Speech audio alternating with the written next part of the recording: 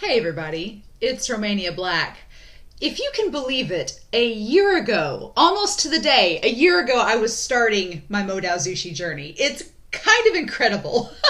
A year ago I was starting the donghua with season 1. I went back and looked on my YouTube playlist. I'm like, when did I start Modao Zushi? It was a year ago, almost to when this video is coming out, that I started my journey watching Modao Zushi. And now, a year later, we've watched 3 seasons of the donghua. We're in the middle of the novel. We're listening to the audio drama. We watched Modao Zushi Q, and we're nearing the halfway point of the Untamed, getting close. We've still got some episodes. We're only on episodes 17 and 18, but it's been quite a journey. And the last set of episodes with the Untamed, yeah, I think I said, oh my God, quite a bit. When I was editing the video, I was like, you said that a lot. I was watching the edit, as I was editing and moving stuff around, I was like, you said, oh my God, so many times. But really, I was expecting the Lotus pier burning. I was expecting it to be dramatic. I did not expect the changes that this series made, and I was not expecting how hard the actors went to just convey that emotion. It was incredible. The siblings, Wei WuXian and Chang, their actors doing so amazing. Feng Mian and Madame Yu's actors and actresses, I just selling it. And Xiao selling it too. And Zhao Zhao just selling how despicable they are. I like Chow's actor a lot because he really knows how to be just slimy. One of you commented on YouTube and said that Chow in the book, I've not gotten to that part of the novel. That's the thing. I've made it through 2 out of 3 of the iterations, right? I've seen the donghua Lotus pier burning, I've seen the Untamed Lotus pier burning, and the only thing I've got left is for the novel and audio drama, so that won't be painful at all. I'm sure sitting there listening to it won't be painful at all. But apparently one of you commented that in the novel, Chow is described as being fairly attractive but greasy. And I was like, and this actor does a good job of kind of portraying that. So I was like, all right, I can see it. But yeah, surely it won't get any sadder than this, right? I say that, but no. These 2 last episodes have just made me realize that, spoilers, when Yiling dies, it's gonna suck. It's gonna be really hard. Because the last episode, what I liked that this series did was that by having them immediately meet back with Yiling, because in the donghua, and again, I've not read the novel, don't spoil me, but in the donghua, Yiling went off with her mother, sent her off to get her out of the way conveniently before the battle happened. And then in this, she's with them. So in this, it's much more apparent that Yiling is the thread at this point connecting WuXian and Chang together. That otherwise they would have threatened to fall apart, but because of her, they're still linked. And I'm like, I like that a lot. I like it a lot. And so then now we have Ning involved, sweet cinnamon bun Ning and Qing, and I get the feeling that we're going to start out this episode with Chang losing his core. I feel that's where they're going with it, where we're going to start out with, and I'm like, it's so weird because I know how the donghua structures things, but the novel and the Untamed have gone different routes than even the donghua. So at this point, it's kind of exciting because I don't know when they're going to come back to the present. I don't know how much of the past they're going to keep showing us. It's very curious, but I am recording a little bit ahead because of the holiday season. Like I think I said in the last reaction, I'm recording a little bit ahead because of the holiday season. So if I don't address any comments specifically in this video, I will address your comments down below. Please no novel spoilers. Don't spoil me with the Untamed stuff yet to come. I want to find out. But I know what happens in the donghua, so I'm kind of I'm halfway spoiled to begin with, so I don't want to be fully spoiled. But yeah, I'm surprisingly excited for these episodes. When episode 16 ended, I was like, I don't know if I need to take a break but it's been a couple days and I'm like, no, I need to watch ahead. I need to watch these next episodes as we gear up for the holidays so I can have that recording done. And also, I'm really excited. I want to see what happens next. Y'all weren't lying when you were like, it's so hard not to binge. I'm like, if I had more hours in the day, I would, to be honest. So yeah. Let's do this, shall we? I am excited. So I've talked enough. We're going to start episodes 17 and 18 here of Modao Zushi. And we're going to start that here in 5, 4, 3, 2, 1, and let's go.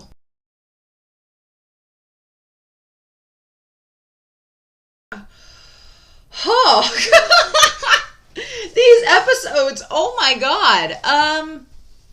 So yeah, I thought things were sad during 15 and 16, but then they just carry over into this, which, oh my gosh, I have to say in the benefit of this, I've been a big fan of this series, and episode 10, I was like, by episode 10, I was like, I'm all on board.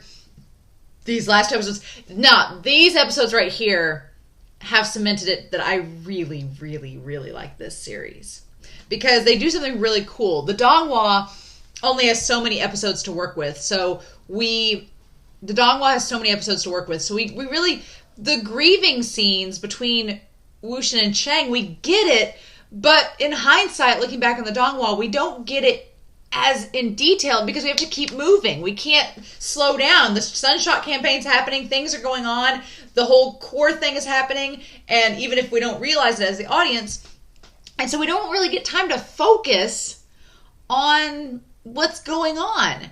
And in this, we do. Like, these characters actually get to grieve. And episode 17 is hard because they are grieving and they're still sad. Which, of course they are. They've all lost their parents, their home, their friends. Of course they're still grieving. And WuXian, I got notes. I made notes, and in all of them, I was like, Zhan, my dude, just killing it as WuXian here. Like, his performance as WuXian is so good in these episodes. I absolutely love it. So there's so much to talk about. We're just going to go through the episode. But yeah, WuXian in episodes 17 and 18, him grieving, and then this was like the preamble to the Yiling Patriarch, right? In the donghua, we have like the water ghoul incident, and you get preview hints of it, but there's not really that evolution. You see the evolution in these episodes. I can see the gears turning, and WuXian slowly, all the seeds are laid there, right, for the Yiling Patriarch, and it's really, really well done. But like the start of it is like he looks so distraught at the start of episode 17, and when those guards are making fun of the Lotus pier liquor, it's like, man, Ning is a saint. He is a straight up saint. I thought he was precious in the donghua. Oh my god. He is the most cinnamon. I say that I have a soft spot for cinnamon roll characters. Like the characters that are pure and saintly and so sweet that you're like, you just want to just give them a big old hug. I have never seen a character be as much of a cinnamon roll as Ning, as Ning.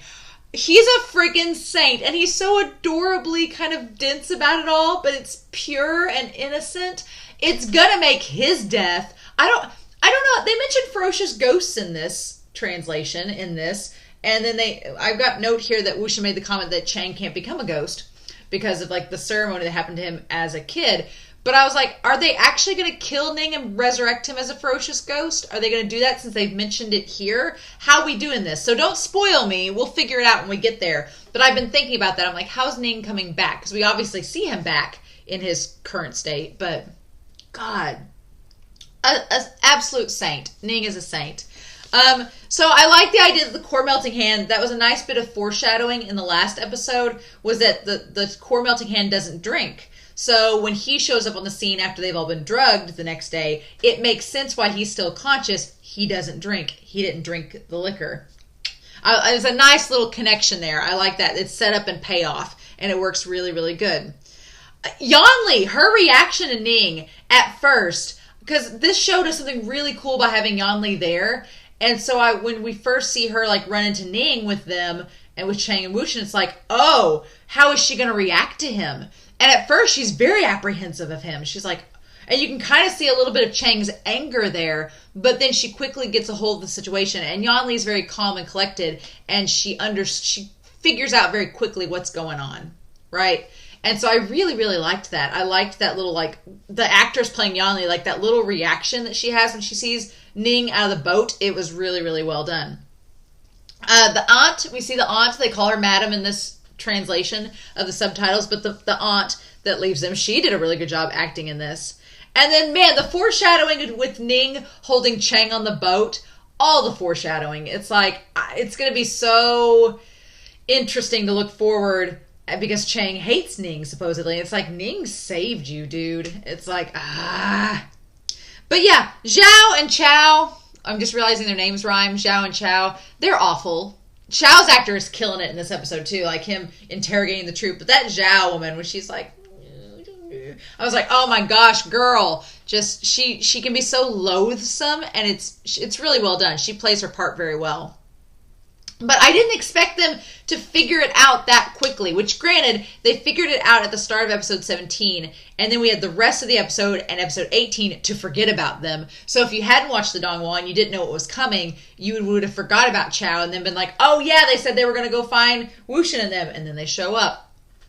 So I'm going to be curious to know, and we'll talk about the core melting, I'm going to be curious to know, I'm assuming the core melting's already happened, like the transference has already happened. Because in the donghua, it happened while they were still at the hideout. And then they went to Yiling, the mountain area, and fooled Chang. But it already happened at that point.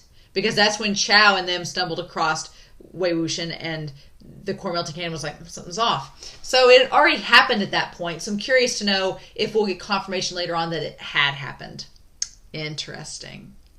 But yeah, WuXian being paranoid and on alert. Like that was such a great performance by Zhan of just portraying him. He's lost everything. He was told it was his fault. He kind of believes it was his fault, and he's trying to keep Chang safe, and so he's just so tense. And Zhan does a great job of portraying WuXian in these moments. Like it's in the donghua, I said this in the reaction, in the donghua, he really only gets mad at Ning once. Like when they first go to get Chang and wake him up, he gets mad at him.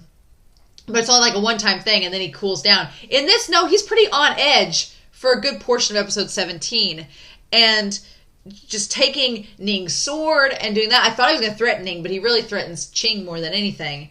And then I love that conversation between him and her on the balcony. And she's like, what are you going to do? And he's like, I'm going to kill those responsible. And it's like, that's like the first resentful energy step towards the Yiling Patriarch, right? The fact they say he's going to kill them, like Zhao and Chow. It's like, okay. Because I was wondering in this version, WuXian's been so like pleasant and upbeat. I'm like, is he going to actually get to the point where he kills Zhao? That's going to be fun to see. I'm just saying. I'm going to be like, okay, all right.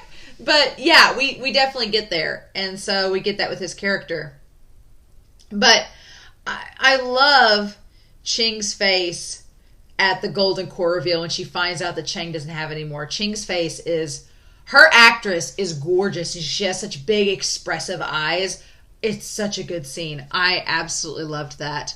And then WuXian's robes slowly are changing. Like he had the cape. He's got the red cord like the Yiling Patriarch. There's a little bit more purple in his outfit like for Lotus, Pier, and Zhang. It's a slow evolution, but it's noticeable. It's like, oh, okay, something's changing. And then, yeah, Qing telling Ning, who is adorable, being like, we only save people, we don't kill people. And Ning's cooking. He cooking with the fan and everything. He's like the kid at Christmas that was just sent off to go cook something in the kitchen. It's absolutely adorable.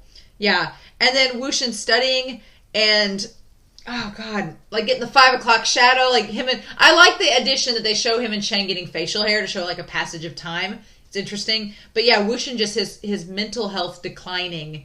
And I love that there's that instant representation of just how on different pages him and Qing are. Because when WuXian's researching, you can tell he's paranoid. There's stuff scattered everywhere. He's not thinking clearly. He's missing things in notes, perhaps. And then when Qing comes in, she straightens everything out, organizes it, and then starts again. And it's like, yep. It's really well done. But yeah, the actual grieving in this episode. And Yanli's speech to WuXian about when he says it's his fault. And she's like, for what? For everything? Like, what does that do blaming you? Like, what does that get us back to? And it's so well done. I love this show gives them the opportunity to grieve openly and talk about how sad they are and just like let it all out. Like it's very realistic and I really appreciate it. But yeah, Zhan, yeah, the acting, him and Qing, their conversation when WuXian realizes what he can do, that he can give up the golden core to his brother, and him and Qing's acting where she's like, are you crazy? Do you know what that means you're doing? Do you have any idea? And he's like, I do. But he's like, he's like, Chang is the type of person that can't live without that core. Like it's built, his life is built around so many things that core is needed for. He's like, if I can give mine up to save him, then I'm doing my job as the servant to the leader of the Zhang clan. It's like, it's so good. But yeah, I didn't think we'd have all this setup for it. I really didn't think we'd have setup of the Golden Core Exchange, because in the donghua, it's a big surprise. Like, you don't even really know it. In the donghua, it's not even mentioned, really. The only thing that kind of gives you suspicion is when the core melting hand with Zulu grabs WuXian and nothing happens. And that's kind of your indicator of something's up. And then later, we've had the resentful energy in the donghua. When it tries to infect or invade someone, the golden core keeps it out, but then it infects and invades WuXian. And so in that moment in the donghua, you're like, why isn't the golden core working with WuXian? And then you find out later in season 3 that it's because of what happened. But they set it all up here, which is fascinating. And so I'm very curious. Don't spoil me, but I'm curious how the novel is going to treat it in comparison to the donghua and the Untamed, because that's probably been the biggest difference so far for me, is how they handle both of these plot points. But yeah, WuXian taking responsibility, and then that moment that he's sitting out there looking up at the sky, like it's the last time he'll be special looking at the sky, and it's like, oh my god. But yeah, so episode 17 was like rough, very rough, and then episode 18 happened, and I just, oh my god. And then poor Ning doesn't have a clue. He's like, what you guys talking about? It's like, oh my god, Ning, oh my god, you're too precious. But the biggest surprise in all of this isn't that Yanli's been with them, because it's been good that she's been with them. It isn't that they've changed up how the whole thing is going to work with the golden core setup. But the biggest surprise for me is that Song Lan shows up, and it's pretty clever on the part of the show, because it gives us a nice little reminder about the Yi City stuff that's to come. It gives us a nice little reminder that, oh, hey, here's that one character we met like 10 episodes ago. We should still remember them. But also, it is a convenient... I was wondering about this with the whole WuXian getting thrown into the burial grounds. I was like, how are they going to do that if Yanli's with them? Because she ain't going to let him go off alone. It makes sense now, because they basically drug her and have Song take her off. And they're like, take her to Zishuan. Take her to the Jin clan where it's safe, and we'll catch up. But it's a nice, convenient way to get Yanli from plot point A to plot point B.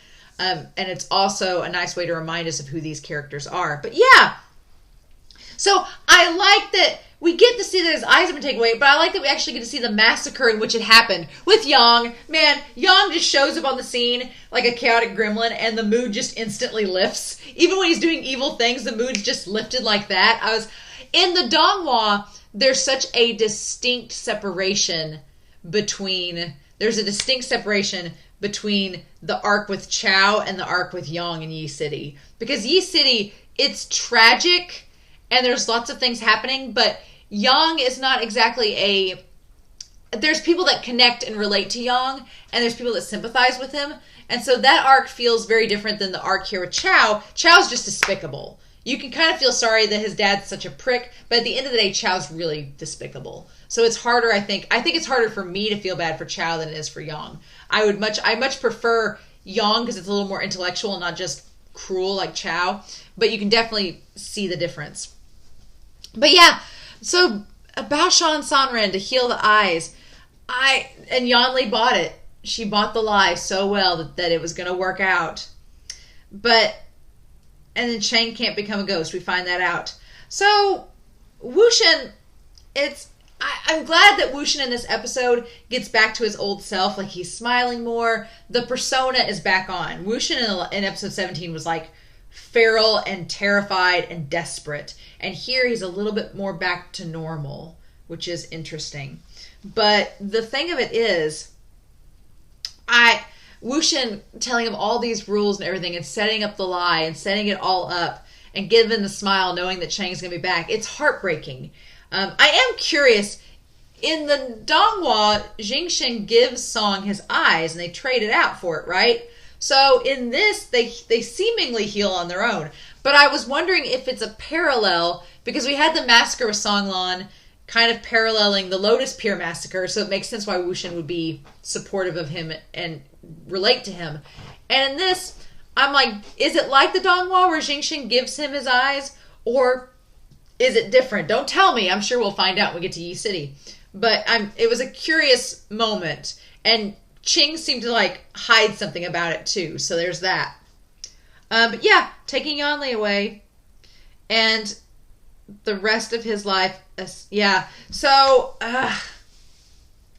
I liked the moment where WuXian was telling Qing that he was going to be able to keep this a secret forever, and Qing's like, that's not how secrets work. They're eventually going to come out. And he's like, he has the rest of his life.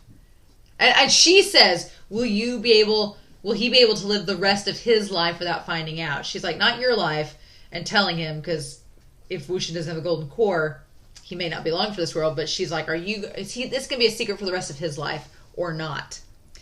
And WuXian kind of throws it back in her face like, well, you'd do the same if it was you and your brother.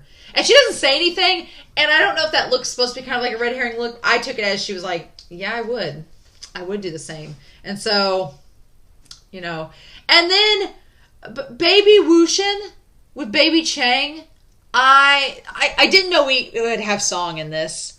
I didn't know we'd have Yang again. I didn't know we'd already be the golden core, and that it would be, the setup would be revealed in this. And baby WuXian and baby Chang with the dogs. I'm like, you know, I talked about this in the reaction, but the baby that plays Chang is perfect. Like, looks straight up like him. The one playing WuXian kind of looks like if Huiseng was a baby. Like, he has the same nose as Huiseng's actor Ji Li. And then the one playing Yanli, at first I didn't think she looked like Yanli, but the more the show went on, I was like, okay, I kind of see it now. I get it. But yeah, the babies, and them doing the same gestures as them as adults. It was too precious. We already have Wen Ning, and he's a cinnamon bun and is like a perfect angel. We don't need young versions of Chang and WuXian to tug at our heartstrings anymore, right? Right? Yeah, but so Song Lan, he couldn't say to WuXian what he wanted to say to Xingxin. He couldn't do it. He can't say the words to him. Yeah, Song Lan can't say the words. He can't say the I'm sorry, it's not your fault to WuXian in case if WuXian runs through and sees Xingxin again. It's really sad. It's really sad. But yeah, and then Qing saying none of them cherish their lives. It's like, it's not that necessarily, but they're all very selfless in this moment. And then we got the Sunshot campaign thrown in there. Just why? Because. We just got the Sunshot campaign because reasons, which I really love. I love that we show Mingzhu like busting through the stationary office and to take on the son, the eldest son. I like that. Old Daddy Jin and Zixuan like saying they're setting up all these other clans gathering. We didn't see Zixin in this. So I'm curious if we'll see him in the next episode. You all have told me that Daddy Jin's actor was actually really handsome back in the day, so I looked him up.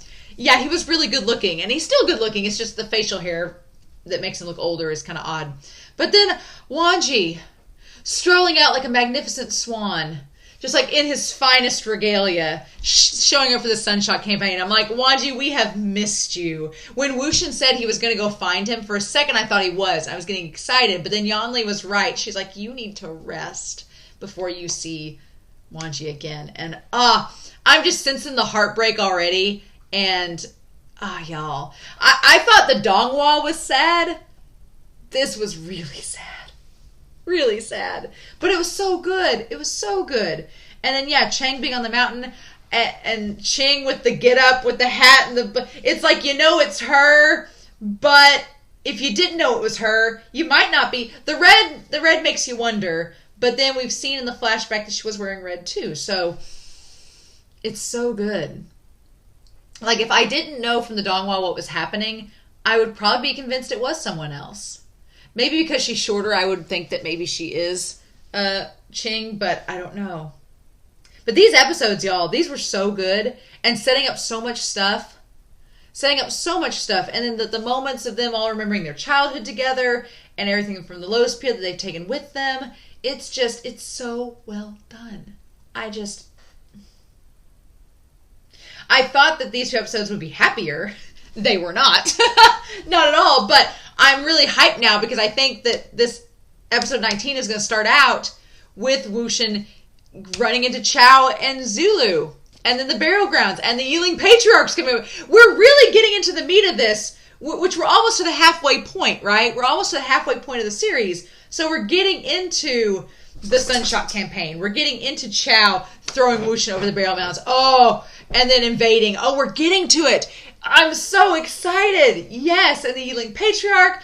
And setting up his attachment. These two episodes did a great job of setting up his attachment and kindness towards Ning and Qing, because Ning and Qing really did save Chang's life, and they really did help WuXian when they didn't have to, and they covered for him when they didn't have to. So I appreciate this episode is giving us those moments with them to help reiterate just how important they are to WuXian, so that when we lose them later on, it's gonna hurt. Especially Qing. I'm not ready for that. I'm really excited we're getting closer to the Yiling Patriarch, though. I'm really excited. These episodes in the donghua, the stuff that was happening during these episodes, I loved. So, and it's been at least, 6 or 7 months since I've been there and watched it. So seeing it in a new version is going to be really, really exciting. So yeah, I'm so curious to know your thoughts down below. At some points in the reaction, I'm sure I was dull, but I was just so much just soaking it all in. It's so good. So I'm curious to know your thoughts down below on what y'all thought, and I am so excited for what's to come. But in the meantime, I hope y'all have a wonderful week. Please stay safe, take care, and yeah, I'll be back next time with episodes 19 and 20 of The Untamed. Bye.